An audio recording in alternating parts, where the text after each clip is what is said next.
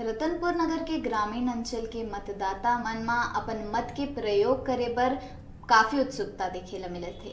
जेमा बिहनिया ले जम्मो वर्ग के लोगन मन मतदान करे बर मतदान केंद्र में पहुंचे थे। मतदान महापर्व मास ग्राम रानीगांव मतदान केंद्र क्रमांक 60 पूर्व माध्यमिक भवन में बिहनिया ले मतदाता मन के काफ़ी उत्साह देखे बर मिली। यहाँ गांव के माहौल मेला जैसे लगत है और मतदाता मन में मतदान के प्रति भारी जागरूकता देखे बर मिलत है। जेमा युवा सियान और महिला मन घंटों कतार में खड़े होके अपन वोट डाले बर भारी उत्सुक है।